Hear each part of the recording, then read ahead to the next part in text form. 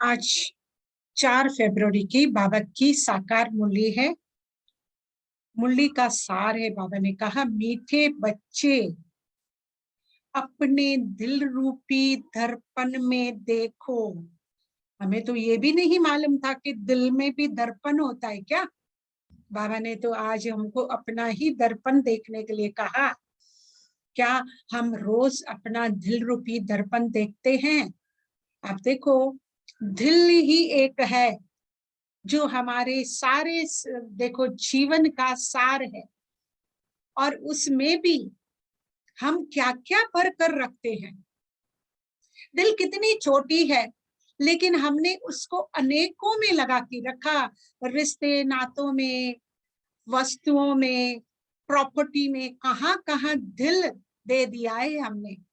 फिर उन लोगों ने ही हमारी दिल के टुकड़े टुकड़े कर दिए।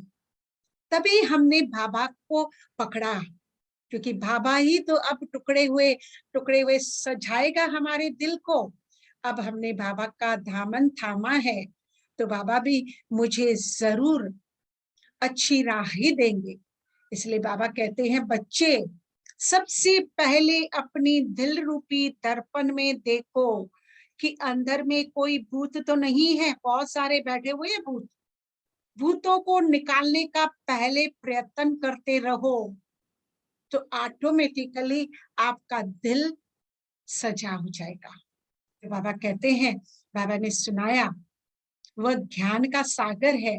वो तो इतना सारा मुझे नॉलेज देते रहते हैं, लेकिन मैं कितना ग्रहण करती हूँ उस पे। अगर मेरी दिल जितनी साफ होगी, बुद्धि जितनी साफ होगी, तो बाबा का जितना ज्ञान है ना, हूबहू टिकेगा। वरना क्या हो जाता है, 10 साल पुरानी बातें देखो तो हमें याद है, किसने मुझसे बुरा किया, किसने मुझसे बुरा कहा, वो आज तक भी याद है मुझे। लेकिन अभी बाबा के ज्ञान की बातें सुनते हैं ना, 2 मिनट में पूछेंगे तो याद ही नहीं है।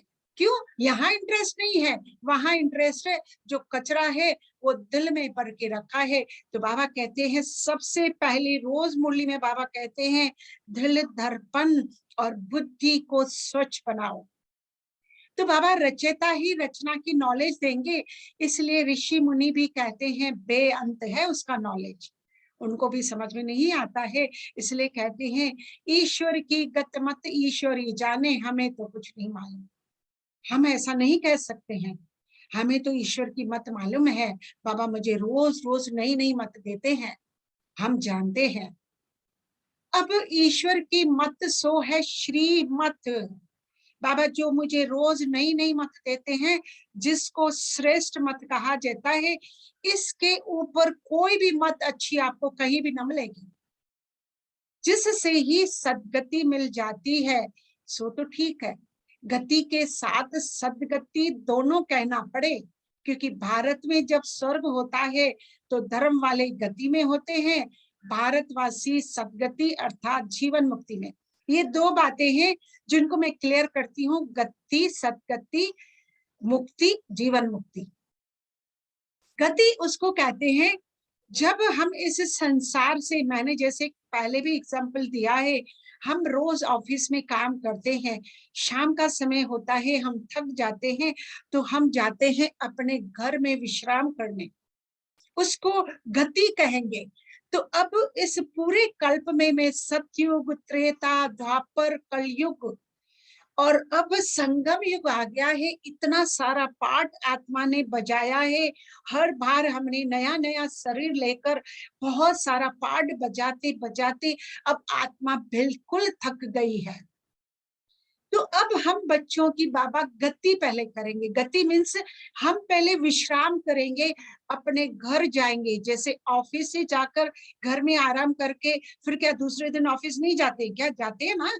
इसी प्रकार हम अभी सतयुग में बाद में आएंगे, पहले हम शांति धाम जाएंगे, थोड़ा विश्राम करेंगे, और आत्मा में जो गुण और शक्तियां कम हो गई है, वो बाबा से हमें भरपूर होकर फिर हम सतयुग में सदगति में आएंगे। गति है हमारी शांति धाम, सदगति है हमारी स्वर्ग। इसी प्रकार ही मुक्ति, जीवन मुक्ति, मुक्ति अब इस दुखों से बाबा मुझे मुक्त कर कर सतयुग में बाद में ले जाएंगे, पहले शांति धाम ले जाएंगे, और सतयुग में जीवन मुक्ति मीन्स जीवन तो है पर हर प्रकार के दुखों से मुक्त है, हर प्रकार की खुशी सुख ही सुख है, वहां तो दुख का नाम ही नहीं है। इवन शेर बकरी भी एक ही घाट पर पानी पीते हैं, यहाँ तो घर घर में भी 2 भाई एक डाइनिंग टेबल पर नहीं बैठ सकते हैं, क्या हाल हो गया है। तो बाबा कहते हैं सदगति और जीवन मुक्ति, ये सब राज तो सिर्फ बाबा ही समझाते हैं, तभी तो हम धारण कर पाएंगे। पहले समझेंगे ही नहीं तो धारण क्या करें, कभी किसी ने ज्ञान इतना डिटेल में समझाया ही नहीं, इसलिए हम आज तक कुछ भी धारण न कर पाए। पर बाबा तो सब राज अच्छी तरह समझाते हैं। भक्ति मार्ग वाले तो कहते हैं वेद शास्त्र आदि सबसे ईश्वर का सिर्फ रास्ता मिलता है, परंतु ऐसे थोड़े ही है। यो कोई शिमला की पहाड़ी है क्या बाबा ने कहा जो जहां से भी जाओ पहुंच जाएंगे? नहीं, यहाँ तो साजन को सजनियों के पास आना पड़े। भगवान जब तक हमारे पास न आए हमें कोई ज्ञान नहीं दे सकता। सजनियों का श्रृंगार करते हैं, जो मैंने पहले भी आपको बताया, भगवान हमारा 16 कलाओं से श्रृंगार करते हैं और फिर मुझे मर्यादा रूपी श्रीमत का कंगन भी पहनाते हैं।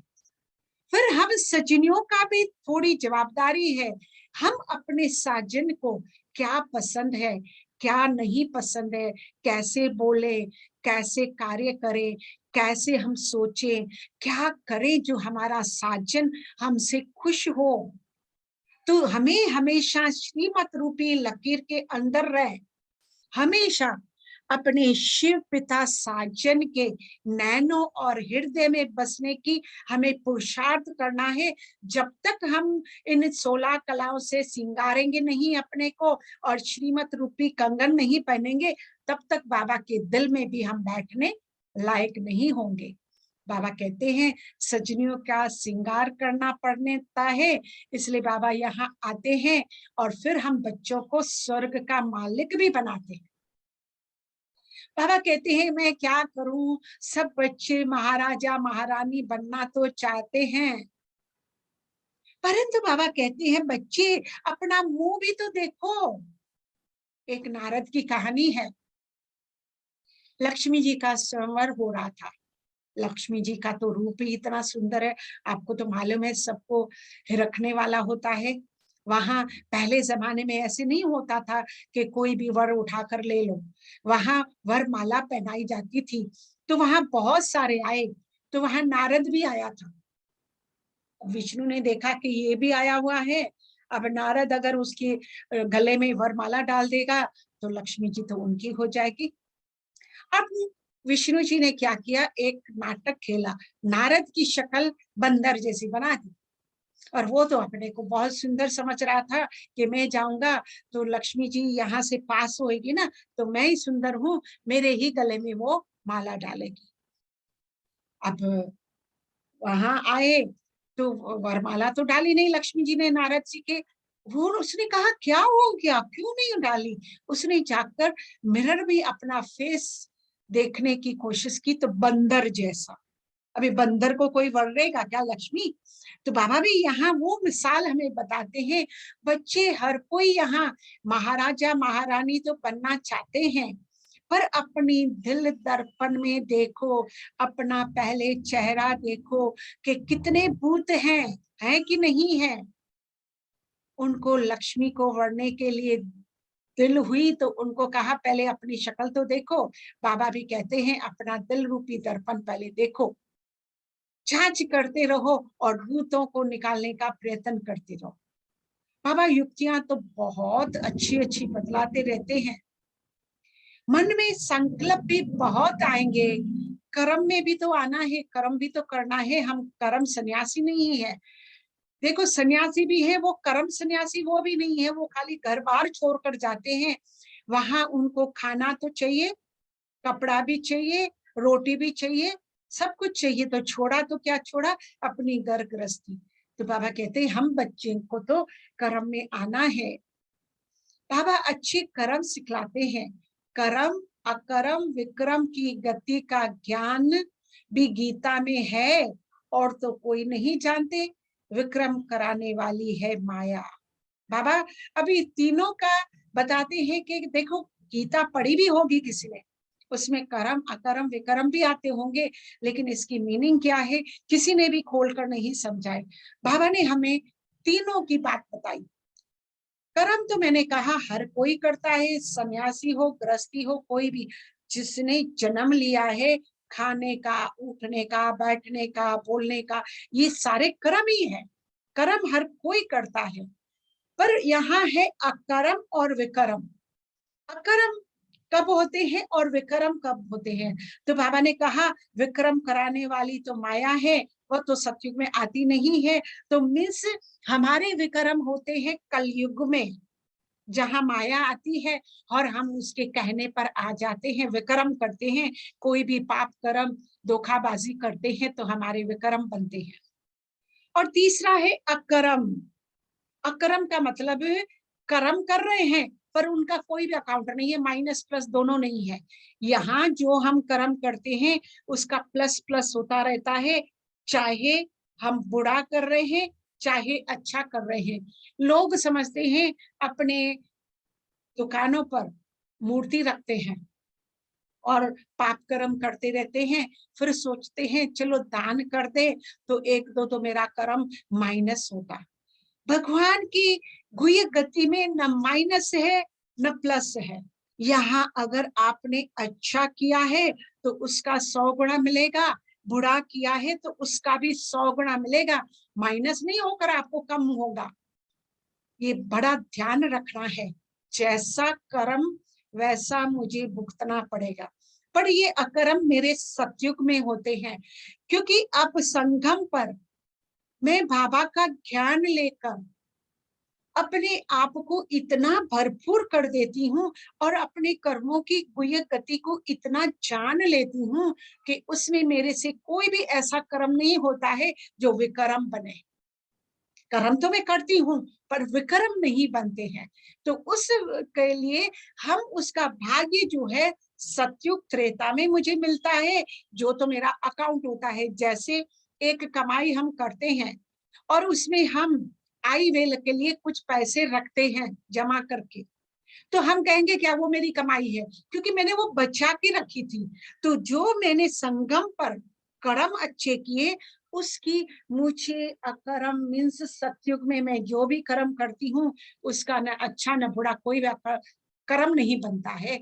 और फिर हम नीचे गिरते गिरते त्रेता में आते हैं। क्लियर? ये है कर्म अकर्म विकर्म की गति। बाबा कहते हैं अब श्रीमत पर चलने से ही तुम स्वर्ग में चल सकते हो, यह किसी मनुष्य की मत नहीं है। बाबा की श्रीमती से स्वर्ग बना रहा है बाबा, औरों की मत से स्वर्गवासी बन न सके और भी भ्रष्ट बनते जाएंगे। इसलिए बाबा ने आज दिल दर्पण। और देखो कोई भी कार्य हम गलत भी करते हैं ना, भले किसी को ना मालूम हो, पर अपना खुद का ही मन मुझे खाता ही रहेगा। पूरा दिन आपकी मूड भी अच्छी नहीं रहेगी, आपको कुछ सूझेगा भी नहीं। ये है अपना दिल दर्पण, उसमें मुझे बार बार देखना है इस कर्म की परछाई मेरे दिल दर्पण पर कैसे पड़ती है, वो खुद ही देख सकते हैं। आज का प्रश्न बाबा ने पूछा, बाप और बच्चों के बीच संगम पर दुनिया से बिल्कुल न्यारी रस्म चलती है। वाह रे वाह बाबा, दुनिया में जो रस्म चलती है वो वैसी रस्म यहाँ नहीं चलती है। यहाँ संगम पर हर बात न्यारी है। आप देखोगे कि हम पढ़ाई भी करते हैं वो भी न्यारी है। क्यों? दूसरे आप वहां जाओगे तो वहां आपको दिखेगा वहां पढ़ाई कैसे की जाती है, जो जिनकी उम्र होती है उम्र अनुसार आपको वहां मिलता है क्लास में। लेकिन यहाँ तो बाबा ने कोई उम्र नहीं है, यहाँ बूढ़ा हो, बच्चा हो, जवान हो, कोई भी हो, सब एडमिट हो सकते हैं और सबकी पढ़ाई भी एक जैसी है, अलग अलग नहीं है, सबकी एक जैसी है। तो बाबा कहते हैं दुनिया में बच्चे बाबा को, उत्तर बाबा ने दिया, कौन सी रस्म न्यारी है? दुनिया में बच्चे बाबा को नमस्ते करते हैं, अपने बाप को, लेकिन यहाँ बाबा बच्चों को नमस्ते करते हो। आप बलारी जाऊं बाबा, आप पर इतने बड़े होकर बच्चों को नमस्ते करते हैं। मीठे बच्चे भी हमें ही कहते हैं, बाबा खुद ही कहते हैं, बच्चे, मेरे मीठे बच्चे, मैं तो तुम्हारी सेवा में आकर उपस्थित हुआ हूँ, तो तुम बच्चे मेरे से भी बड़े ठहरे। वाह बाबा भलारी, हमें तो कुछ गुण भी नहीं है और बाबा ने हमको तो अपने से भी ऊंचा बना दिया। दूसरा बाबा बताते हैं, बच्चे, मैं निरअहंकारी निराकारी बाप हूँ, तो पहले मैं ही नमस्ते करूंगा। देखो फिर बाबा ने कह दिया, जो बाबा को नमस्ते नहीं कहते हैं मीन्स वो अहंकारी हैं और साकार में रहते हैं। बाबा कहते हैं यह भी संगम की जो रस्म है ना, नया आने से पहले पहले बाबा बच्चों को नमस्ते करे या बच्चे बाबा को नमस्ते करे, बच्चे बाप को करे नहीं, पहले बाबा को नमस्ते करना पड़ता है। संगम की रस्म रिवाज ही सबसे न्यारी है। बाबा खुद कहते हैं, मैं सभी का पिता तुम्हारी सेवा में आकर, वाह बाबा बलार जाऊं, तो जरूर बच्चे बड़े ठहरे। कितनी बार बाबा रिपीट कर रहे हैं एक एक बात को। तो बाबा कहते हैं, यहाँ तो देखो, सन्यासियों के चरणों में झुकते हैं, चरणों को चूमते हैं, समझते तो कुछ भी नहीं है। बाबा तो आते ही है कल्प के पात बच्चों से मिलने, कल्प, इसलिए बाबा कहते हैं, मेरे मीठे मीठे सिकीलते बच्चे। सिकीलते किसको कहा जाता है? जो बहुत समय से बिछड़ गया हो और आकर मिले। अब हम भी बाबा को 5000 वर्ष तक तो उसको याद ही नहीं किया, कभी मिले ही नहीं, और बाबा भी तो कभी आए नहीं, हमने बुलाया नहीं और वो आए नहीं, वो आए ही है संगम पर, और हम अभी बिछड़े हुए बच्चे उसको मिले। इसलिए बाबा कहते, मेरे सिकीलते बच्चे। बाबा तो आते ही है कल्प के बाद बच्चों से मिलने, तुम बहुत सिकीलते बच्चे हो, इसलिए तो कहते हैं मीठे बच्चे, अब तुम थक गए हो। द्रौपदी के भी पांव दबाए तो भगवान तो सर्वंट हुआ ना।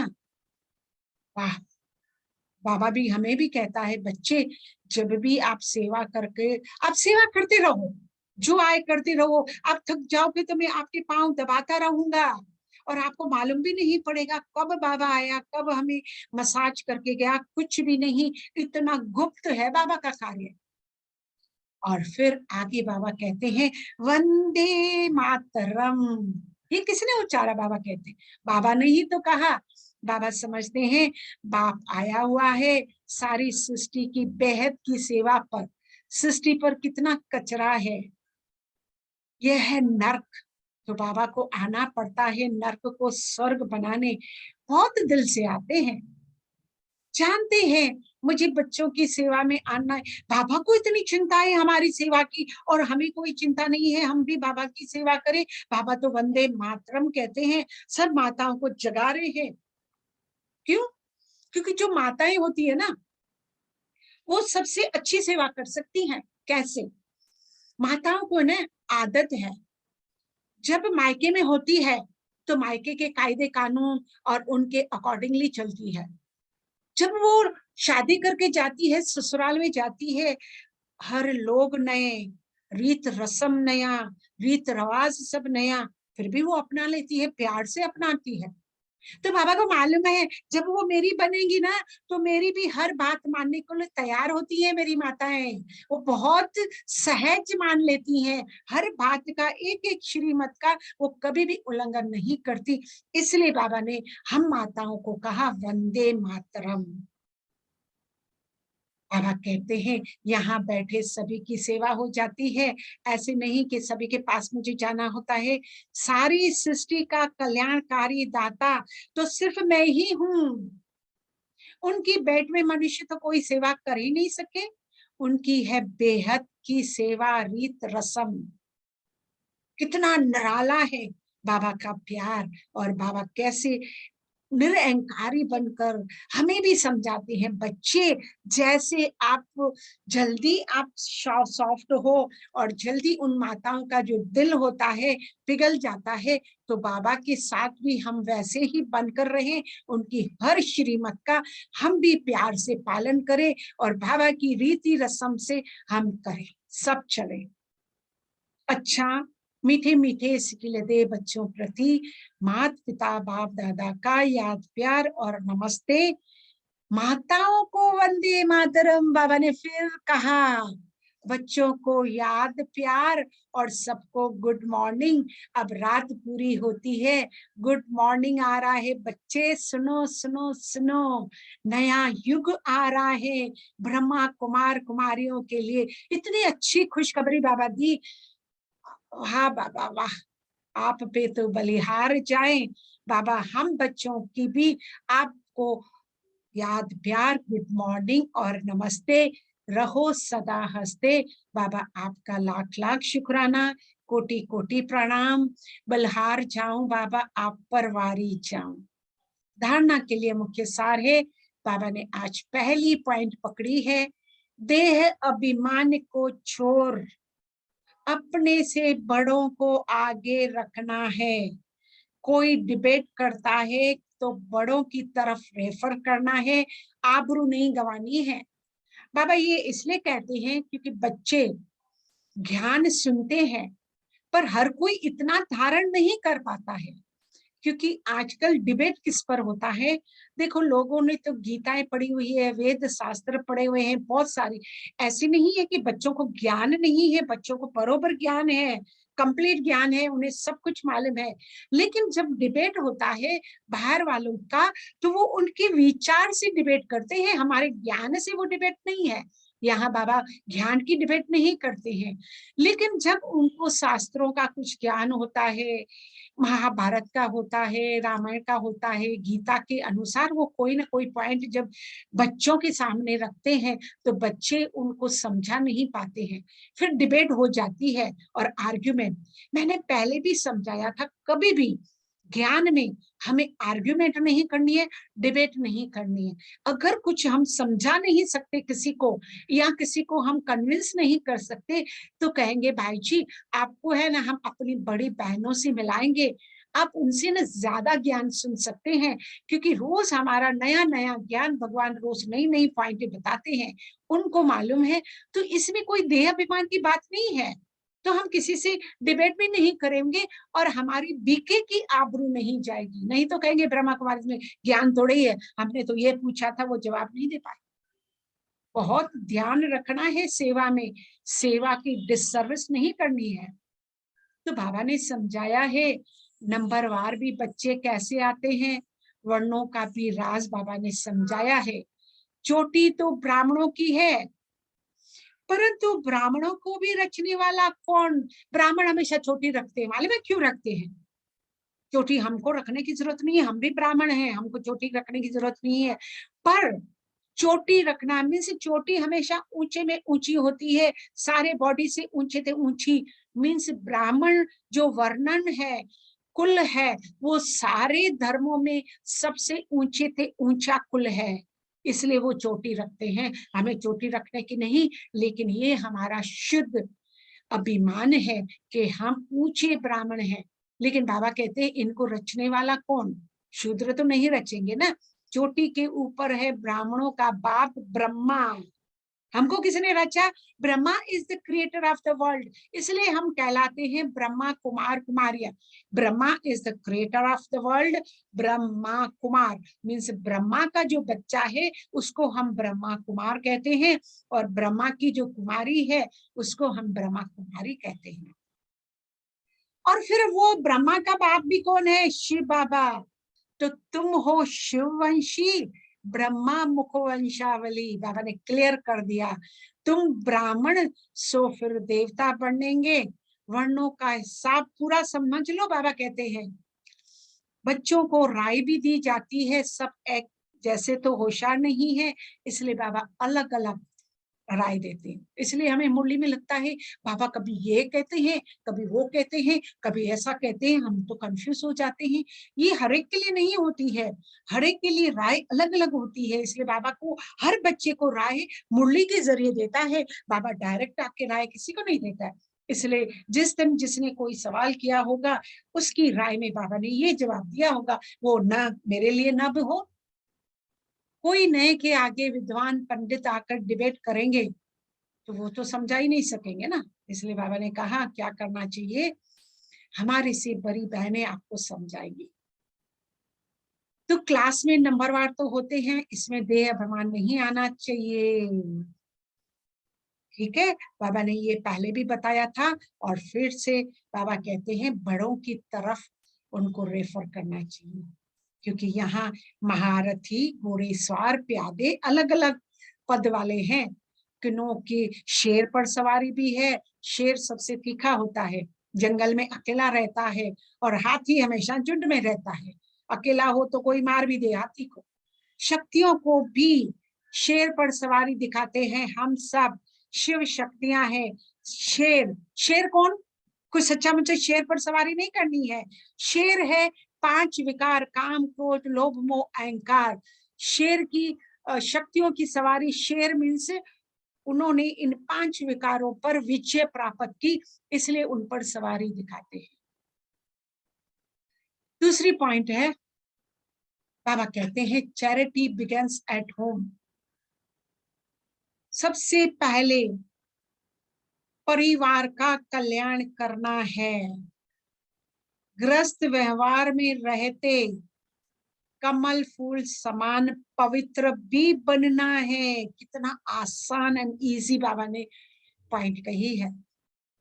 चैरिटी बिगिंस एट होम, पहले परिवार का कल्याण। क्यों? देखो, परिवार को कोई मुख से ज्ञान सुनाने की जरूरत नहीं है, कोई वो सुनेगा भी नहीं, लेकिन मैं उनकी मनसा सेवा से उनको भी ऊंचा उठा सकती हूँ। ये बाबा की गारंटी है कि बच्चे, अगर आप मेरे श्रीमत पर चलते हो ना, तो आपके साथ जो भी जुड़ी है उनका भी ध्यान मैं खुद रखूंगा। ये बाबा ने कहा है। तो मैं पहले अपने आप को संभालूं और फिर उनके लिए, क्योंकि घर परिवार में सुख शांति होगी तो मुझे ज्ञान भी अच्छा लगेगा। घर परिवार में खटपट होगी तो मैं ज्ञान और योग भी नहीं कर पाऊंगी। इसलिए वहां का एटमॉस्फेयर, सिर्फ मुझे मनसा सेवा करनी है, और अगर कोई सुनता है तो सुना दीजिए, नहीं सुनता है तो छोड़ दीजिए।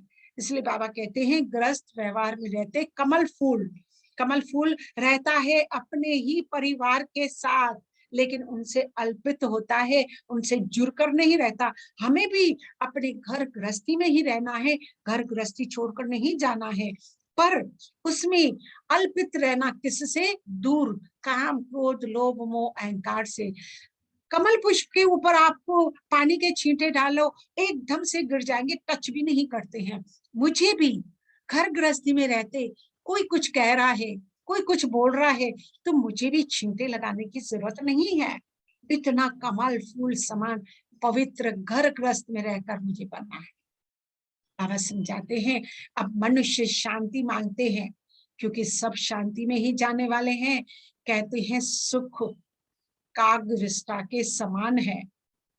अब गीता में तो है राजयोग से राजाओं का राजा बनना, तो जो सुख को कागविष्टा समान समझते भी हैं, तो उन्हों को राजा ही कैसे मिलेगी? बाबा तो ये प्रवृत्ति मार्ग की बात बता रहे हैं। इसलिए ब्रह्मा कुमार कुमारियों का मेन एम ऑब्जेक्ट भी यही है, नर ऐसी करनी करे जो श्री नारायण बने, नारी ऐसी करनी करे जो श्री लक्ष्मी बने। यहाँ लक्ष्मी और नारायण बनाने की बातें होती है, तो बाबा प्रवृत्ति मार्ग की बातें करते हैं। ग्रस्त व्यवहार में रहते तुमको कमल फूल समान पवित्र रहना है। Charity begins at home. Shiv Baba भी कहते हैं, मैं भी तो पहले इस साकर ब्रह्मा को समझाता हूँ, वो भी तो प्रवृत्ति मार्ग वाला था, उसका पूरा परिवार था। और शिव बाबा का ये चैतन्य होम है। पहले तो ये ब्रह्मा ही सीखते हैं, फिर उनसे अडॉप्टेड चिल्ड्रन नंबरवार सीख रहे हैं। ये बड़ी गुह्य बातें हैं। ध्यान से कान खोलकर बिल्कुल अलर्ट होकर ध्यान से समझो और अपनी बुद्धि में फिट करो। आज का वरदान बाबा ने दिया है, देह अहंकार वहां अभिमान के सूक्ष्म अंश का भी त्याग करने वाले आकारी सो निराकारी भव। ध्यान से बहुत क्लोज है सब, देह अहंकार और देह अभिमान। इनमें दोनों में मैं थोड़ा आपको क्लियर करती हूँ। देह अहंकार होता है अपनी प्रॉपर्टी का, अपनी सुंदरता का, या अपने पास कुछ भी है ना उसका अहंकार होता है। और देह अभिमान, देह अभिमान, अभिमान की मीनिंग ही है कि तू अभी अभी मेरी बात मान, मैंने जो कहा अभी अभी सुनना चाहिए सब। ये देह अभिमान है, ये देह अहंकार नहीं है। दोनों बहुत क्लोज हैं। बाबा ने कहा देह अहंकार व अभिमान के सूक्ष्म थोड़ा सा भी आपको दिखेगा नहीं अंश का भी त्याग करने वाले आकारी सो निराकारी भव। कईयों को बाबा आगे समझा रहे हैं इस पॉइंट को। कईयों का मोटे रूप से देह के आकार में लगा हुआ अभिमान नहीं है, लेकिन देह के संबंध से अपने संस्कार विशेष है, बुद्धि विशेष है, गुण विशेष है, कलाएं विशेष है, कोई शक्ति विशेष है, उसका अभिमान अर्थात अहंकार, नशा, रोब, ये सूक्ष्म बाबा कहते हैं देह अभिमान। कितना क्लियर बाबा ने समझाया। मैं फिर से पढ़ती हूँ, थोड़ा ध्यान से सुनिए। बाबा कहते हैं कईयों का मोटे रूप से देह के आकार में लगाव या अभिमान नहीं है। अभी ये भूल गए हैं देह बॉडी में आत्मा हूं तो करते हैं, लेकिन देह के संबंध से अपने संस्कार विशेष है। मेरे घर में तो किसी के भी संस्कार ऐसे नहीं, मैं ही विशेष हूँ, मैं ही श्रेष्ठ हूँ, मैं ही, बुद्धि मेरी विशिष्ट है, गुण मेरे विशिष्ट है, कलाएं मुझ में ज्यादा है, शक्ति भी मुझ में है।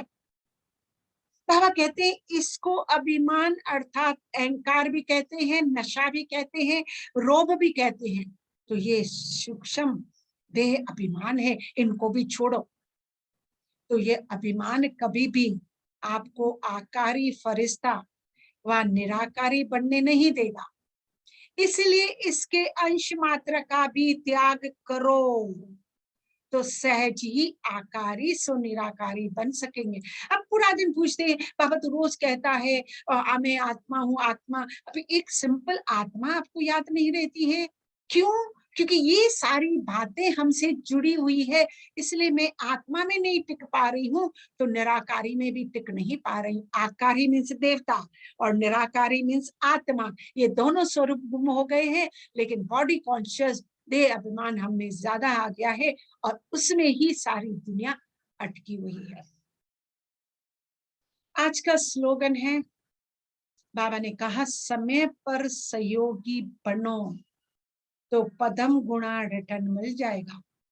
हम सहयोग तो देते हैं बाबा को, लेकिन समय पर नहीं देते हैं। बाबा को अब जरूरत है बच्चों की कि बच्चे मेरे जाके अपने में गुण धारण करें, शक्तियां धारण करें, मैं जो श्रीमत देता हूं वो करें। लेकिन हम तो कहेंगे बाबा हम तो घर गृहस्थी हैं, अभी तो मेरा ये काम है, मेरा ये काम है, मेरा वो काम है। जब जरूरत, देखो इंसान को भी कभी ना कभी जिंदगी में एक ऐसा समय होता है जब किसी का सहयोग चाहिए, किसी का प्यार चाहिए, या किसी का कुछ भी हेल्प भी चाहिए, और उस टाइम हमने नहीं की और बाद में कहा चलो हम आज की सहायता आज करते हैं, वो कहेंगे आज तो मुझे भी जरूरत नहीं है। समय की वैल्यू है। अब पुरुषोत्तम संगम युग अब भी है और वो भी तो आधे से ऊपर चला गया है, थोड़ा सा बचा है। ये समय पर सहयोगी बनो तो पदम गुणा रिटर्न। सो सिंपल बाबा कहते हैं। थैंक यू मेरे मीठे बाबा, इतने अच्छे अच्छे वरदान और बाबा हमें स्लोगन बता रहे हैं। बाबा आपका लाख लाख शुक्राना, कोटि कोटि प्रणाम। बलहार चा।